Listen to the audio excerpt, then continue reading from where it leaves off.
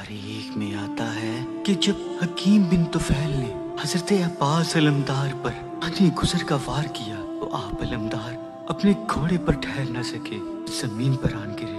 آپ کے سر پر اس قدر بھاری گزر لگا تھا کہ آپ کا سر مبارک اس ضرب سے خون سے بھر گیا۔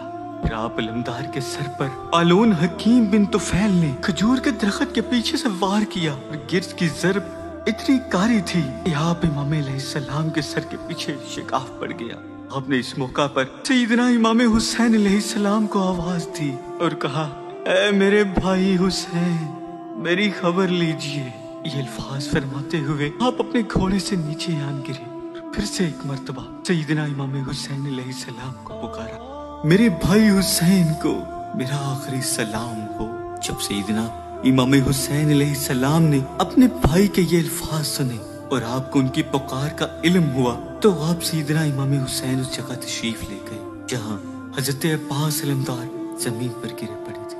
ایک قول کے مطابق سیدنا امام حسین علیہ السلام تشریف لائے تو حضرت عباس علمدار اس وقت شہید ہو چکے تھے کہ ایک قول کے مطابق آپ علمدار کی کچھ سانسیں چل رہی تھیں۔ سیدنا امام حسین علیہ السلام نے آپ علمدار کو جب خون میں نہائے دیکھا تو کیا دیکھتے ہیں کہ آپ علمدار کے دونوں بازو کٹے ہوئے ہیں اور سینہ مبارک میں تیر پیوست تھے، سر میں گزر لگنے کی وجہ سے شگاف پڑ چکا تھا۔ تو سیدنا امام حسین علیہ السلام نے فرمایا، اے میرے بھائی، میرے عباس، میرے دل کا سکون، میری آنکھوں کی ٹھنڈک، تیری جدائی میرے لیے گراں ہے۔ جب سیدنا عباس علمدار نے امام حسین علیہ السلام کی آواز سنی تو اٹھنے کی کوشش کی، لیکن آپ کا جسم مبارک زخموں سے اس قدر بھرا ہوا تھا کہ آپ سے اٹھا نہ گیا۔ امام حسین علیہ السلام نے دیکھا آپ علمدار کی آنکھوں کے ساتھ تیر پیوست تھے، جنہیں سیدنا امام حسین علیہ السلام نے باہر نکالا۔ آپ علمدار کی آنکھیں نہ کھلنے پا رہی تھی۔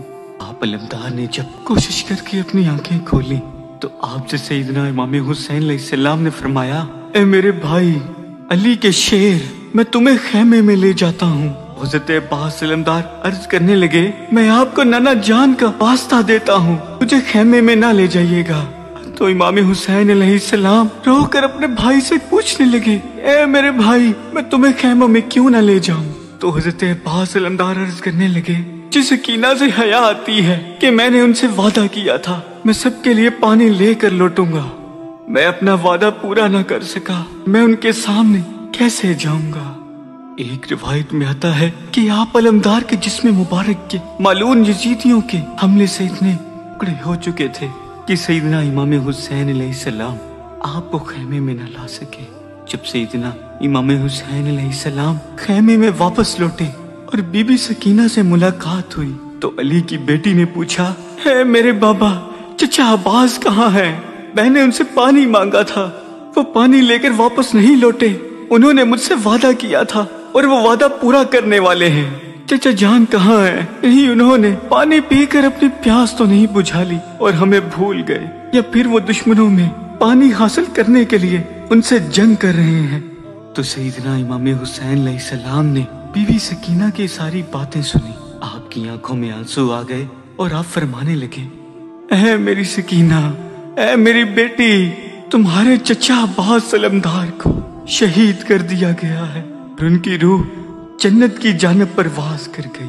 جب سیدہ زینب کو حضرت عباس علمدار کی شہادت کا علم ہوا تو وہ روتی ہوئی آئیں اور کہنے لگی، تاریخ میں آتا ہے کہ جب حضرت عباس علمدار کی شہادت کی خبر خیموں تک پہنچی تو تمام اہل بیت کی عورتیں خیموں سے باہر نکل آئیں، رونے لگیں اور امام حسین علیہ السلام تشریف لائے اور تمام عورتوں اور اہل بیت کے بچوں کو خیموں میں واپس بھیج دیا۔ اور سیدنا امام حسین علیہ السلام نے حضرت عباس علمدار کی شہادت پر ارشاد فرمایا، اے میرے بھائی، اے میرے عباس، تم پر سلام ہو، جس نے اپنی جان اپنے بھائی پر قربان کر دی اور انہیں اپنی روح کے ذریعے بچانے والا، پانی کی جستجو میں ہاتھ کٹانے والا، اللہ تیرے قاتلوں پر لعنت بھیجے۔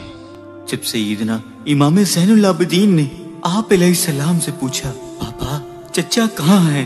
تو سیدنا امام زین العابدین کے اس سوال پر بی بی زینب کی آنکھوں سے آنسو جاری ہو گئے اور سیدنا امام حسین علیہ السلام کی جانب دیکھنے لگی اور آپ علیہ السلام نے हिम्मत करते हुए अपने लखते जिगर से फरमाया, है मेरे लखते जिगर, तुम्हारे चचा को मैदान करबला में शहीद कर दिया गया है। तो इमाम ज़ैनुल आबिदीन इमाम हुसैन अलैहिस्सलाम की ये खबर सुनकर रोने लगे।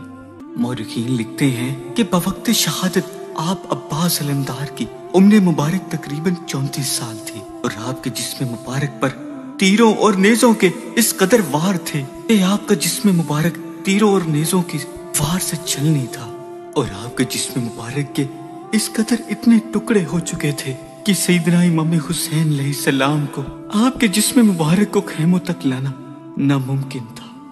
ऐ अलमदारे वफा बाजू कटाने वाले, झुक गए खुद तेरे परचम को झुकाने वाले।